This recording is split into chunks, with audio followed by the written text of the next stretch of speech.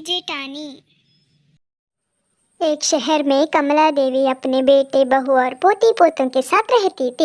आइए दोस्तों, देखते हैं हमारे आज के इस नई कहानी में क्या होता है। दादी दादी, इस पर हम लोग घूमने नहीं जाएंगे क्या? जाएंगे बेटा, देखते हैं कहाँ जाना है, उसी के बारे में बात कर रहे हैं ना। माँ जी, इस बार हम लोग मंदिर घूमने जाएंगे, बहुत मज़ा आएगा। हाँ दादी, जल्दी जाएंगे, फिर स्कूल शुरू हो जाएगा। देखिए ना माँ जी, मेरी प्यारी देवरानी जी क्या कह रही है।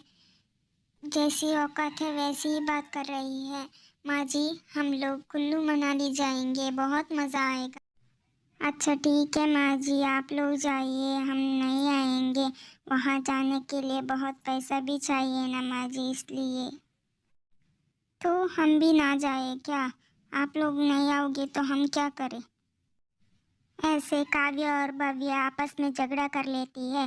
तभी कमला देवी कहती है, तुम दोनों झगड़ा मत करो, हम लोग मंदिर भी जाएंगे और कुल्लू मनाली भी जाएंगे। अब इस बारे में कोई भी बात नहीं करेगा। ये सुनकर काव्य खुशी से कहती है, ठीक है माँ जी। तभी भव्य कहती है, लेकिन माँ जी।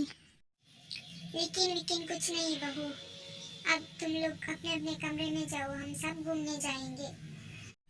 ऐसे कमला देवी अपने दोनों बहुओं की झगड़ा रुकवा देती है। बहू क्या कर रही है? कुछ नहीं माँ जी, बस बैठी हूँ, आइए आप भी बैठ जाइए। बहू ये ले, ये पैसा रख ले। बहू हम लोग घूमने जाएंगे ना, तब काम आएगा, ये रख लो अब तुम। ऐसे कहकर कमला देवी पैसा दे देती है। नहीं माँ जी, मुझे ये पैसा नहीं चाहिए, आप रख लीजिए, मुझे नहीं चाहिए माँ जी। तभी कमला देवी कहती है, बहू हम सब लोग एक साथ घूमने जाएंगे, अब ये पैसा तुम रख लो, बाद में दे देना। भव्य कहती है, अच्छा ठीक है। समय सुजीत और भव्य बात कर रहे होते हैं, तभी सुजीत कहता है, क्या हुआ भव्या, क्यों उदास लग रही हो, कुछ बात है क्या? कुछ नहीं जी, सुबह के बारे में सोच रही थी। भाभी के बात का बुरा लगा क्या? तुम बुरा मत मानो भव्या, तुम्हें पता है ना भाभी वैसे ही है। ऐसा कोई बात नहीं है, लेकिन मुझे आपसे एक बात कहनी थी। कहो क्या हुआ? आज माँ जी ने मुझे पैसा दिया है, कहा है घूमने जाने के लिए काम आएगा। माँ ने पैसे दिया है क्या? तुमने क्यों लिया भव्या? अच्छा ठीक है, अब रख लो, बाद में दे देंगे। तभी पिंकी भी आ जाती है।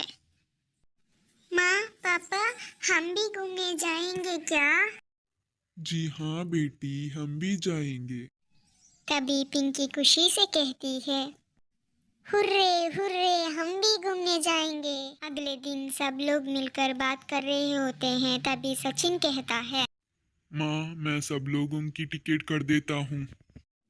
अच्छा ठीक है बेटा, तुम सबकी टिकट करवा लेना।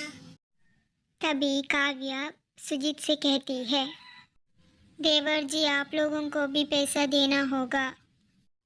ठीक है भाभी, हम भी पैसे देकर ही आएंगे, पैसों की चिंता आप मत कीजिए। तभी सचिन अपनी पत्नी से कहता है, काव्या जरा तुम चुप रहे ना, हम बात कर रहे हैं ना। घूमने जाने की बात सुनकर बच्चे नाचने लगे। कुछ दिनों के बाद सब लोग ट्रिप से आने के बाद बात कर रहे होते हैं, तभी चिंटू कहता है, दादी ट्रिप में बहुत मजा आया ना दादी? हाँ बेटा, इस बार की ट्रिप तो बहुत मजा आया। रात में खाना खाने के बाद सब लोग एक साथ बैठकर बातें कर रहे होते हैं, तभी काव्या कहती है, भव्या आज तूने खाने में क्या बनाया था? दाल चावल कौन खाता है? कोई और सब्जी नहीं था क्या घर में? तभी भव्या कहती है, नहीं दीदी, आज घर में कोई भी सब्जी नहीं थी, इसलिए मैंने वो बनाया। सब्जियां नहीं हो तो मार्केट जाकर ले आती ना, दाल चावल कौन बनाता है, इतना भी समझ में नहीं आता है क्या तुम्हें? तभी भव्या कहती है, अच्छा ठीक है दीदी, आगे से ये गलती नहीं होगा। अच्छा ठीक है, आगे से ध्यान रखना, यहाँ कोई भी दाल चावल नहीं खाता है। वो सब तुम्हारे मायके वाले खाते होंगे, तुम्हारी औकात भी वही है ना, यहाँ वो सब मत बनाना तू। काव्या की ऐसी बात सुनकर भव्य उदास होकर वहाँ से चली जाती है। तभी कमला देवी काव्या से कहती है, बहू तुमने ऐसा क्यों कहा? देखा ना, उसे बहुत बुरा लगा, तुम ये सब क्यों करती हो बहू? अरे माँ जी, मैंने क्या कहा? जो सच था वही कहा ना मैंने, उससे उदास होने वाली क्या बात। इन सब बातों को चिंटू अपने कमरे में बैठकर सुन रहा होता है। तभी वो सोचता है, चाची कितनी अच्छी है, मेरी पढ़ाई करवा देती है, मुझे खाना खिलाती है, सुबह मुझे स्कूल के भी रेडी कर देती है। लेकिन माँ हमेशा चाची से ऐसे क्यों बात करती है? ऐसे सोचकर वो पिंकी को बुलाता है। पिंकी आ जाती है। तभी चिंटू पिंकी से कहता है, पिंकी तुमने सुना ना, माँ चाची से कैसी बात कर रही थी? हम लोगों को ये सब ठीक करना होगा, तुम मेरा साथ दोगी क्या? मेरे पास एक उपाय है। क्या उपाय है भैया, मुझे बताइए, मैं आपकी पूरी सहायता करूंगी। चिंटू अपने उपाय के बारे में पिंकी को बता देता है। तभी पिंकी कहती है, भैया ये तो बहुत अच्छी उपाय है, हम जरूर ये करेंगे। अगले दिन चिंटू और पिंकी एक साथ खेल रहे होते हैं। तभी चिंटू पिंकी से कहता है, पिंकी तुम इधर से जाओ, मैं अकेले ही खेलूंगा, अब से तुम और मैं एक साथ नहीं खेलेंगे। लेकिन क्या हुआ भैया, अब तक तो हम दोनों एक साथ खेल रहे थे ना, अभी आपको क्या हो गया, क्यों ऐसा कह रहे हो आप? नहीं, मैं अकेले ही खेलूंगा। ऐसे दोनों बच्चों के बीच में लड़ाई हो जाती है। तभी सारे घर वाले आ जाते हैं। अब तक तो एक साथ खेल रहे थे ना, अब क्या हुआ? तभी चिंटू कहता है, मैं पिंकी के साथ नहीं खेलूंगा। ये सब सुनकर कमला देवी कहती है, तुम दोनों को क्या हुआ? अब तक तो एक साथ खेल रहे थे, अब क्यों झगड़ा कर रही हो?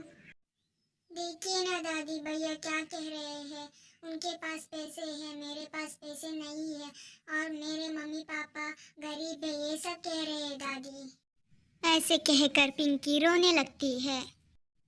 तभी चिंटू कहता है, हाँ मैंने तो सच ही कहा ना, माँ भी चाची से ऐसे ही बात करती है, मैं भी ऐसे ही बात करूँगा ना, मेरे पास पैसे है और उसके पास नहीं है।